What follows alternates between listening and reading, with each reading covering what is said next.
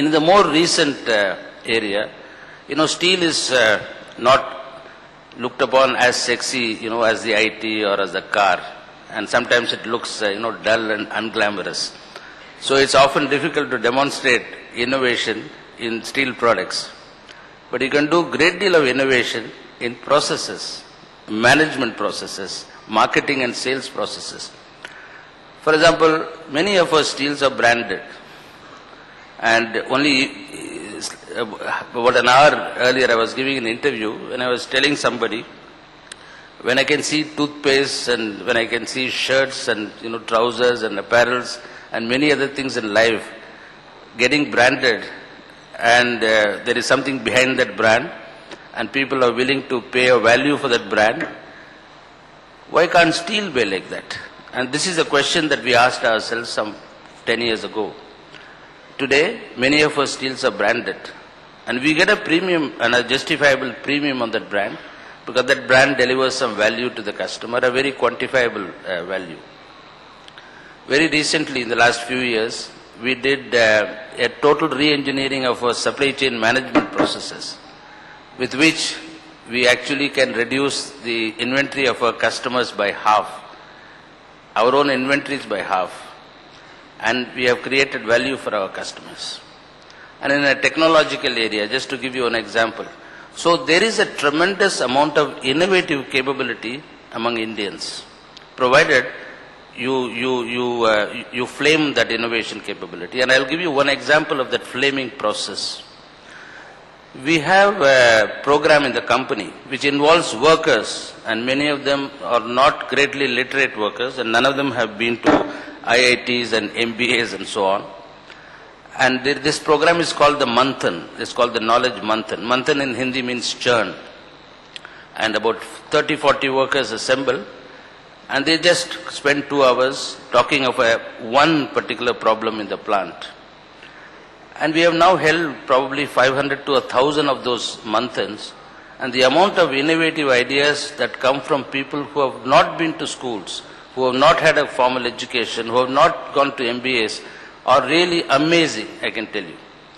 So one of the important things, I believe, which is characteristic of Tata Steel, is that we have been able to, empower and energize and enthuse our people in a manner in which they become champions of innovations. And I think India has that strength. And I have not seen that strength somewhere else.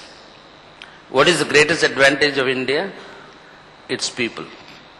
In the Western world, in many companies, I have seen some solid processes, very good processes, well-defined processes.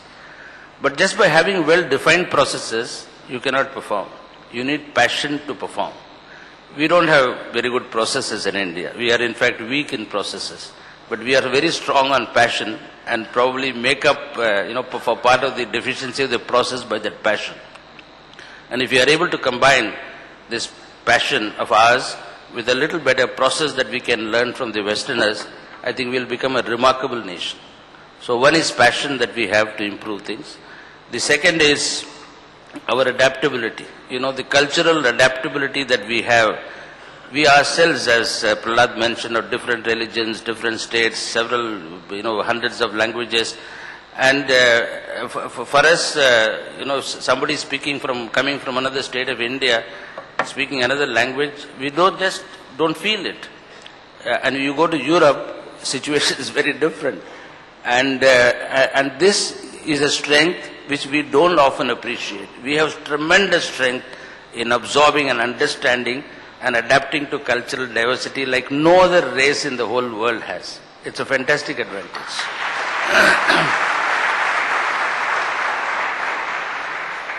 The third advantage is the creativity of the Indian mind. As long as it is channelized, as long as it is focused, as long as leadership can energize and enthuse and empower people, the amount of creativity that the Indian mind has is really remarkable compared to people from many other countries. And India has opportunities. India has opportunities, whether in terms of the age of the population, whether it is literacy levels, and the gathering momentum due to many factors in India. I think India has a tremendous amount of opportunity, both in India as well as global. And one of the other advantages that India has as we go global is that our process of integrating with other cultures, our process of, we don't stamp out people. We don't go to another company that we acquire and say that which is the largest room and I want to sit in the largest room. Or, we give you 100 days and if you can't perform, we'll have new people coming from India. We don't do all that. We facilitate the process of their creation, which is a new model which I have not seen in the Western world. And I am beginning to see this model getting accepted more and more in the world. And I do see with all this, India is going great places. Thank you.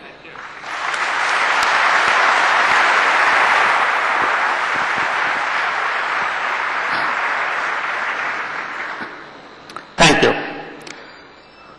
I'll